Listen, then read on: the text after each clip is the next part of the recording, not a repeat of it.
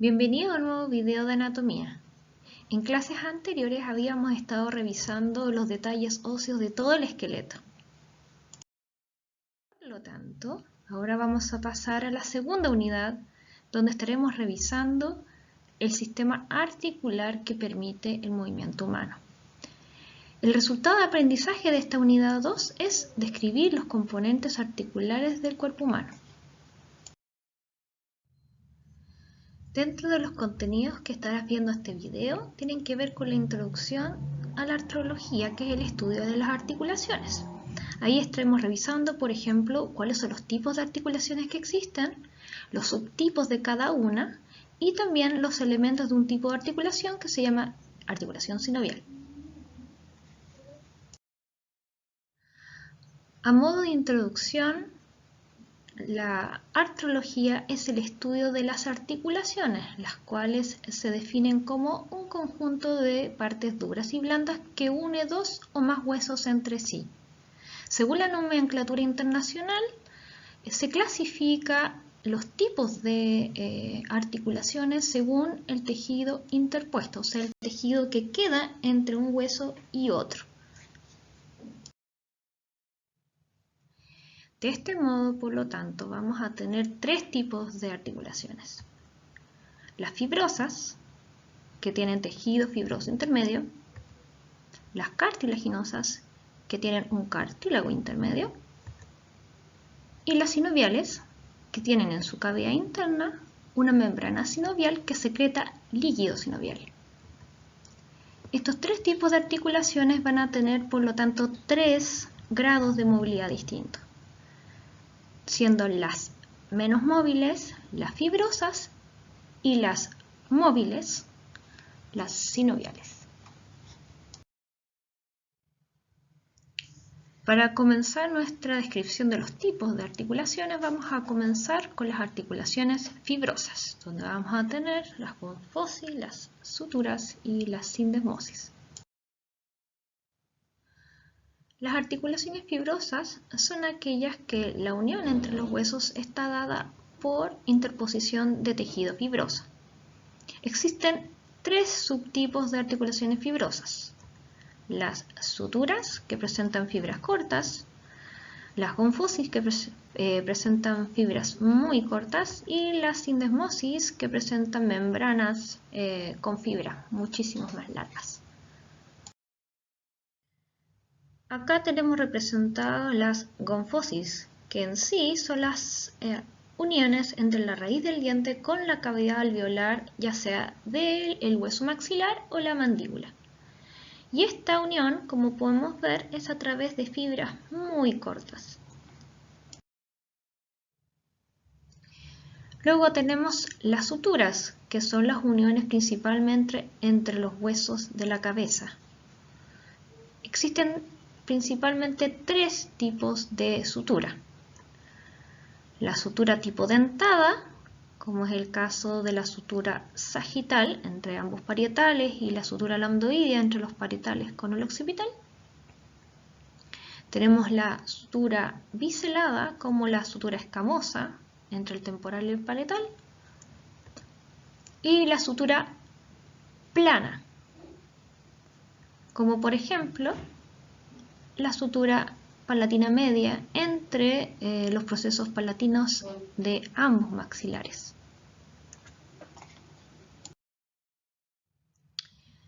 Existe un tipo de sutura especial que se da entre un hueso que tiene un surco y otro hueso que tiene una cresta ósea. Esto se llama esquindilesis y se da en dos casos solamente. Uno entre el pico del esfenoides y el surco del pómer, y el otro caso entre la lámina perpendicular del etmoides con el surco del pómer, para así formar parte del tabique nasal. Y la sindesmosis, en la cual la unión de los huesos se da entre tejido fibroso con fibras largas, muchas veces como una membrana interósea. Acá tenemos dos ejemplos, uno en el antebrazo y el otro en la pierna. En el antebrazo tenemos la articulación radioulnar media, donde la membrana interósea une los bordes interóseos del radio y la ulna. Asimismo, en la pierna, en la articulación tibiofibular media, una membrana interósea ahora une los bordes interóseos de la tibia y de la fíbula. El otro tipo de articulación son las articulaciones cartilaginosas, en las cuales la unión entre los dos huesos se da por la interposición de tejido cartilaginoso. Aquí existen dos tipos, unas que se llaman cartilaginosas secundarias y las otras cartilaginosas primarias.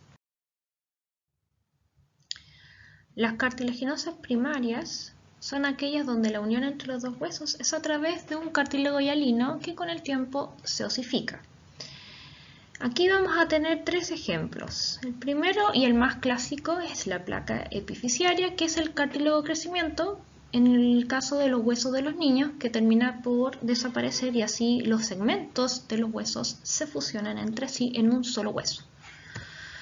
El segundo ejemplo son las articulaciones a nivel de tórax. La primera articulación esternocondral entre el esternón y el primer cartílago costal, que termina por fusionarse completamente, al igual que las 7 primeras articulaciones costocondrales entre la costilla y su cartílago costal.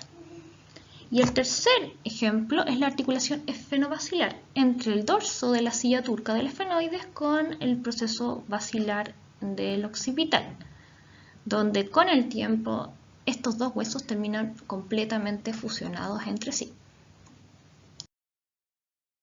Y las cartilaginosas secundarias son aquellas donde la unión entre los huesos es a través de un fibrocartílago interpuesto. Recordar que un cartílago hialino y el fibrocartílago son distintos por naturaleza.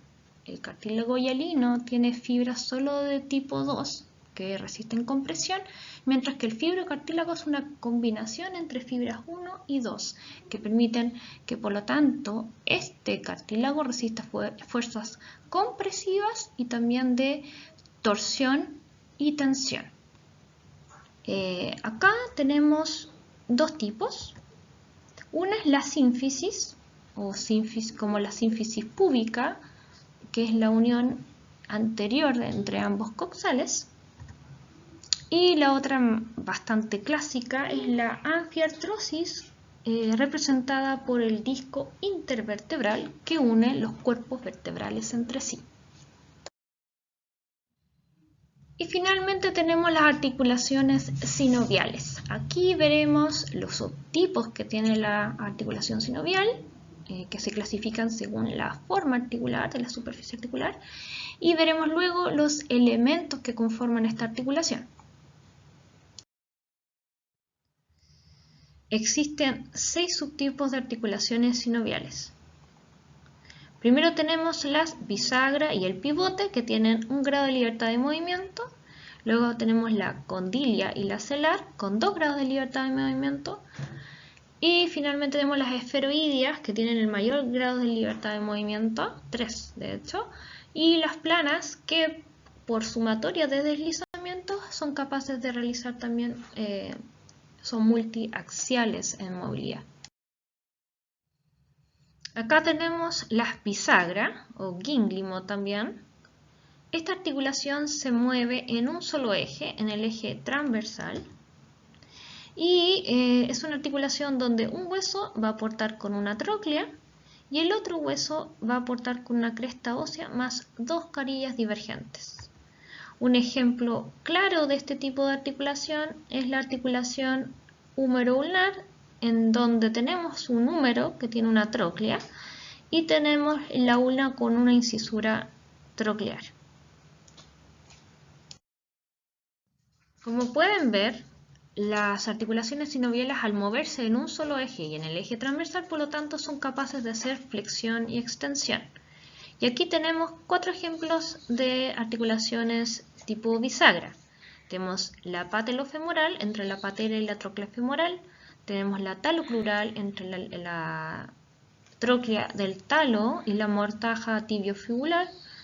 Tenemos la húmero-ulnar, que la acabamos de describir, que es la articulación del codo. Y tenemos la interfalángica entre la tróclea de la epífisis distal de una falange, por ejemplo la falange media, en relación a las dos carillas divergentes y la cresta ósea de la base de la falange distal.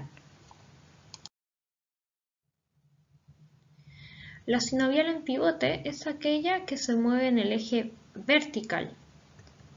Se da entre un hueso que aporta con un cilindro óseo y otro hueso que aporta con un anillo osteofibroso. El ejemplo clásico es la articulación radioulnar proximal, donde tenemos la cúpula del radio que debe articular con la incisura radial de la ulna, y a eso le agregamos el ligamento anular y así se forma el anillo osteofibroso del cabro. Y como la articulación en pivote se mueve en el eje vertical, se producen aquí por lo tanto las rotaciones. En el caso del antebrazo, la articulación radioulnar proximal, la cúpula radial rota en relación a la incisura radial de la ulna, sujeta, eso sí, el hueso a través del ligamento anular, lo que va a permitir los movimientos de pronación y supinación del antebrazo, donde en la pronación, como podemos ver, el radio cruza por sobre la ulna.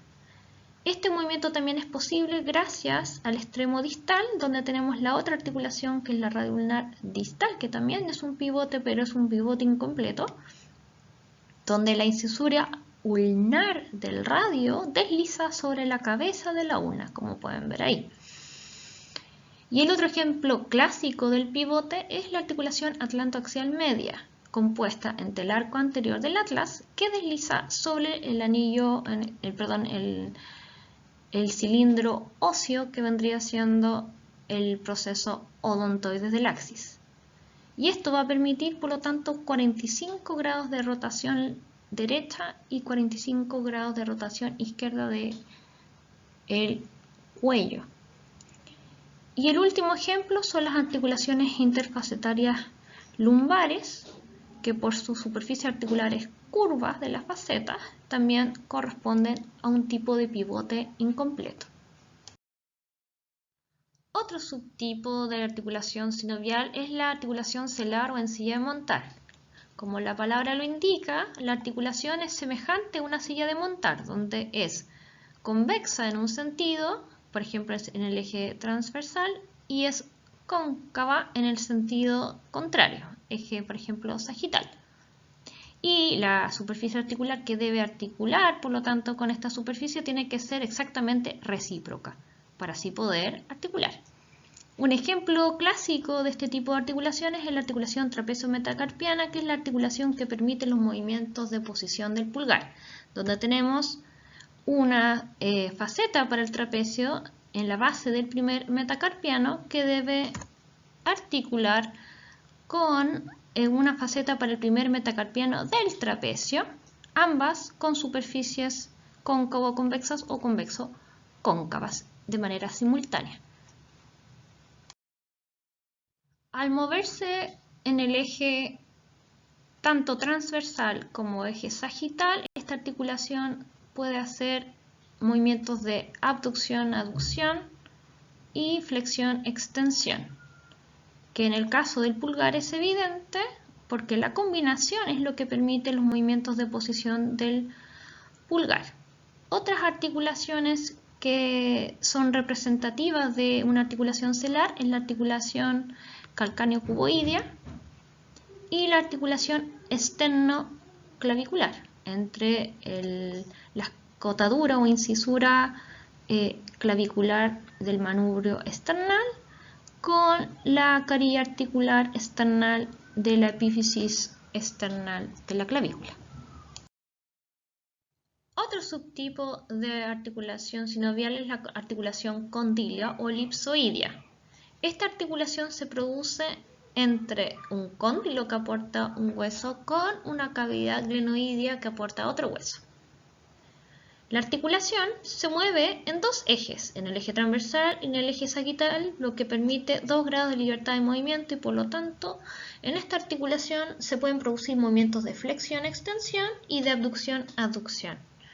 Un ejemplo clásico de este tipo de articulaciones es la articulación radiocarpiana o articulación de la muñeca, donde los huesos de la fila proximal del carpo, que serían en este caso el escafoides y el lunatal, en su superficie proximal forman una superficie convexa ovalada o cóndilo que articula con las facetas para el escafoide y lunatal de la epífisis distal del radio, que a su vez forma una cavidad en forma ovalada.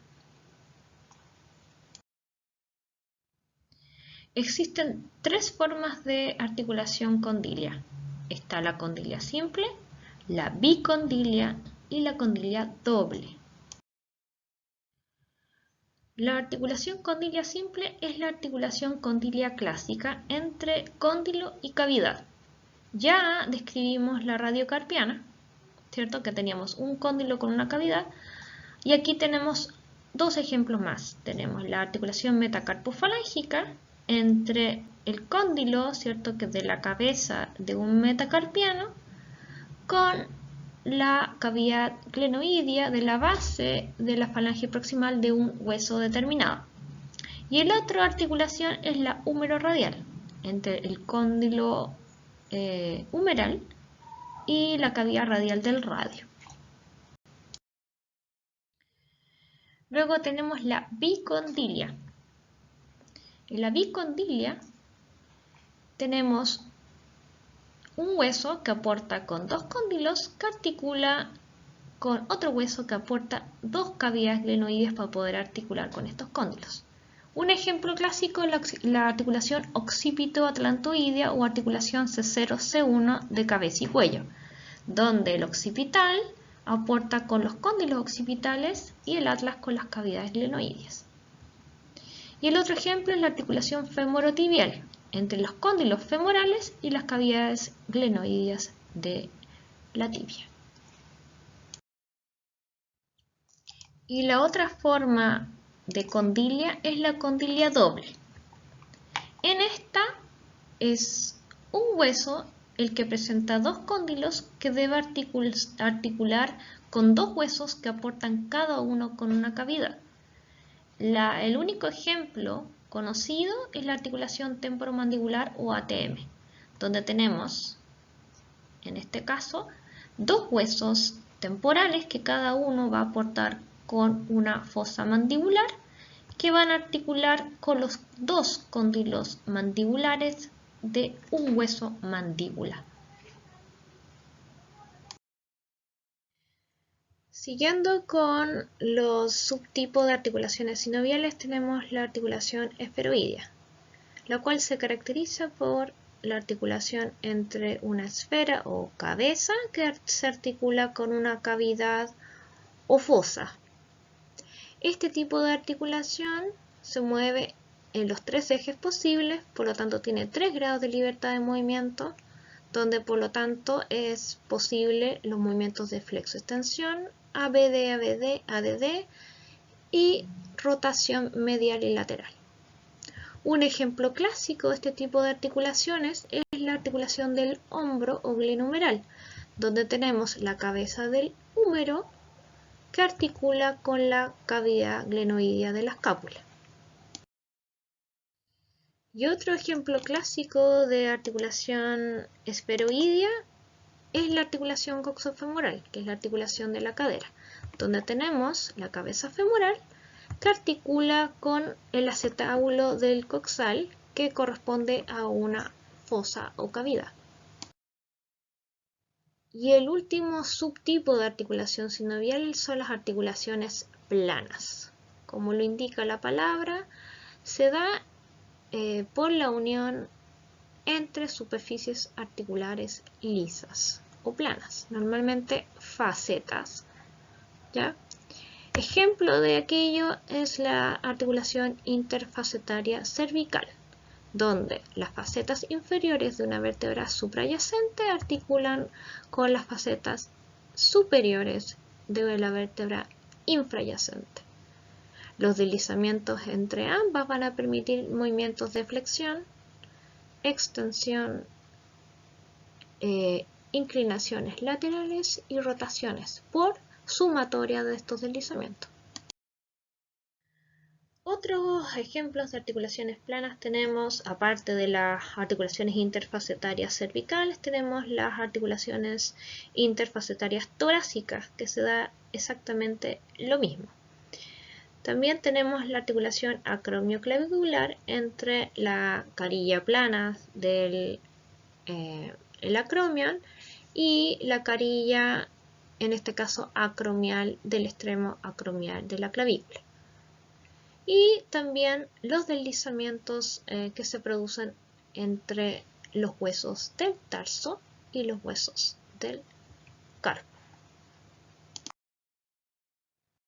Toda articulación sinovial, para poder funcionar correctamente, va a tener medios de deslizamiento, medios de adaptación y medios de contención. Toda articulación tiene que tener al menos dos superficies articulares. Estas deben ser una cóncava y la otra convexa, salvo que las superficies articulares sean más bien planas, pero por lo general siempre tenemos un par articular donde una de las superficies es convexa y la otra es cóncava. Convexa puede ser o un cóndilo o una cabeza o puede ser incluso una tróclea, mientras que la concavidad puede estar representada principalmente por cavidades o fosas. Y estas superficies articulares a su vez se encuentran revestidas por cartílago articular, que es de cartílago hialino. Debido a que es cartílago hialino, está constituido así para poder soportar fuerzas compresivas y también disminuir el roce entre el hueso subcondral, o sea, entre los huesos, las superficies articulares óseas.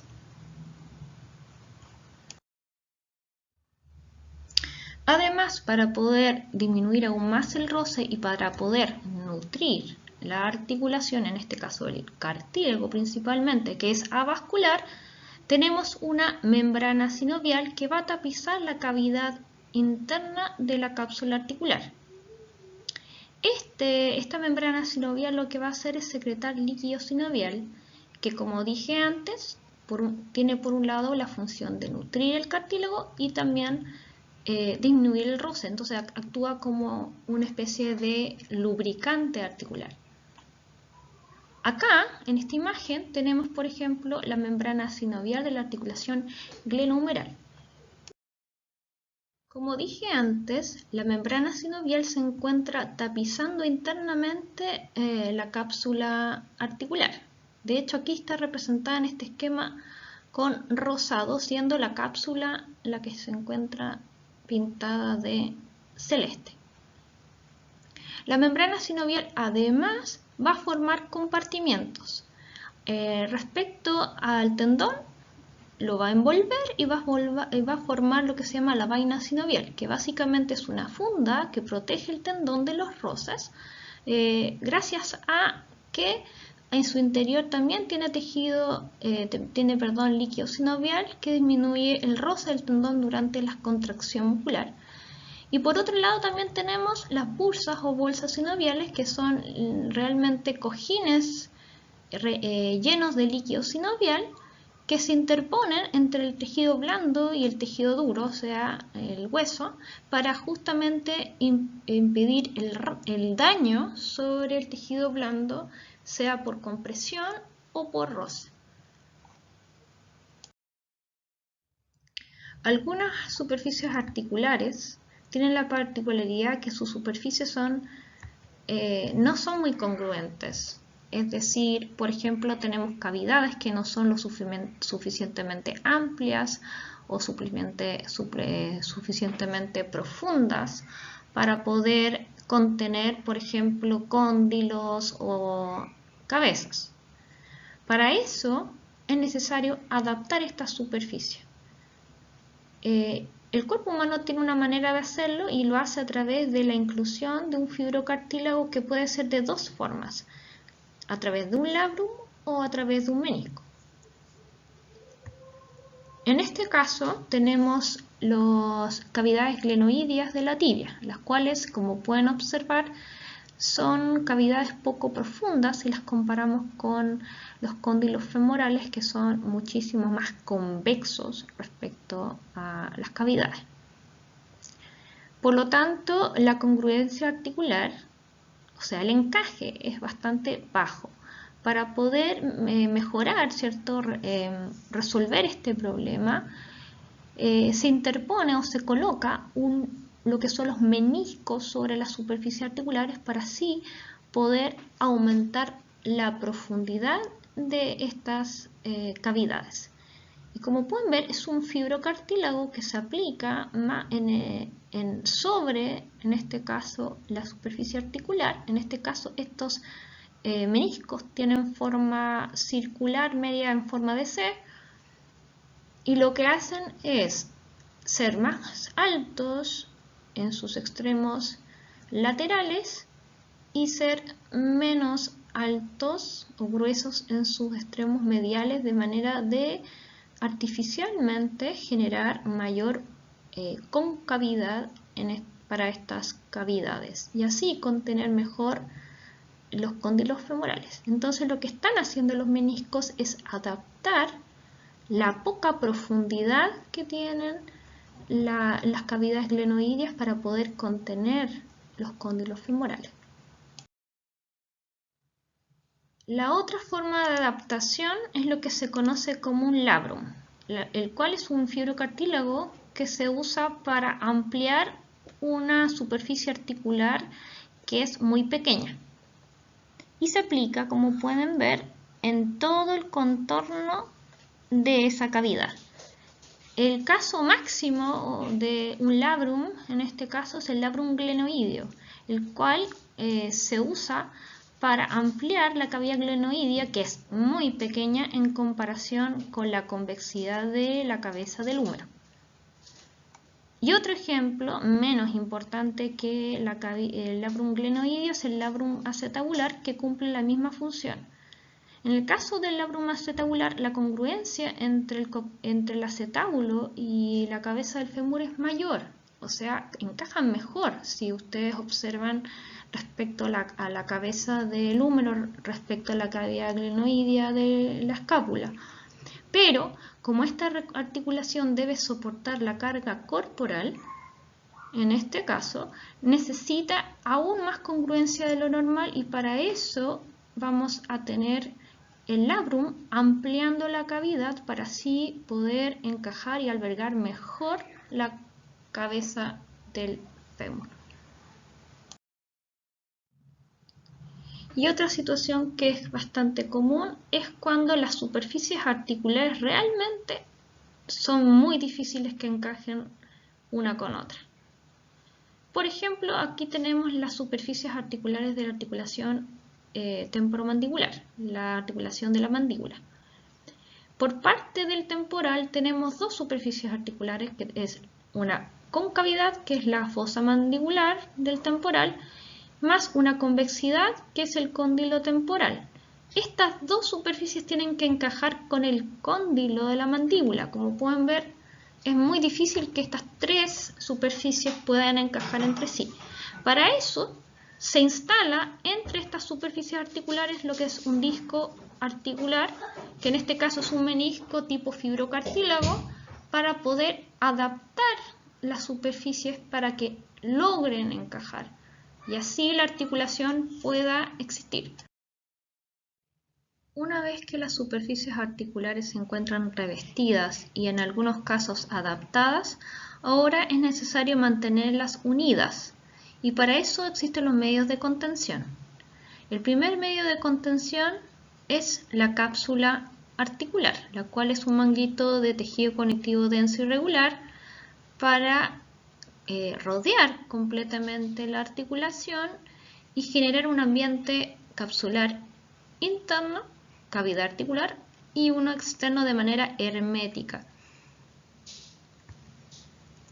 Por ejemplo, acá tenemos la cápsula articular de la articulación glenumeral, como pueden ver, que se encuentra uniendo ambas superficies articulares entre sí y sellando el ambiente en una cavidad interna. Para reforzar la cápsula aún más, esta tiene algunos engrosamientos de tejido conectivo denso regular en el sentido para poder soportar ciertos movimientos en algunos ejes mecánicos que son de mayor movimiento. Y estos son los ligamentos capsulares. Por ejemplo, aquí tenemos nuevamente la articulación glenumeral del hombro, donde la cápsula articular va a estar reforzada por 4 ligamentos glenumerales, uno superior, uno medio, uno inferior que va a tener 2 bandas y uno espiral. Además, también pueden existir ligamentos que se encuentran dentro de la cavidad articular para poder, por ejemplo, soportar el estrés rotacional de una articulación, como en el caso de la rodilla y los ligamentos cruzados.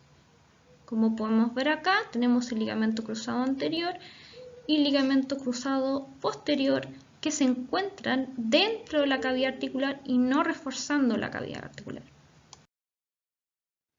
Y si fuera necesario, además, pueden existir ligamentos que se encuentran uniendo huesos que están rodeando la articulación pero que no forman parte necesariamente de la articulación. Y estos ligamentos se llaman ligamentos a distancia o extrínsecos. Por ejemplo, aquí tenemos la articulación acromioclavicular, entre el acromion de la escápula y la clavícula. Como pueden ver, estos son los ligamentos capsulares, pero además presenta 2 ligamentos, en este caso, que es el ligamento conoide y trapezoide, que lo que hacen es reforzar aún más la articulación, uniendo la clavícula con otra parte del hueso que no está contiguo a la articulación, que es el proceso coracoides. Y con los elementos de la articulación sinovial damos por finalizada la introducción a la artrología. En un siguiente video estaremos revisando ahora las articulaciones del esqueleto axial. Gracias por tu atención y nos vemos en una próxima clase.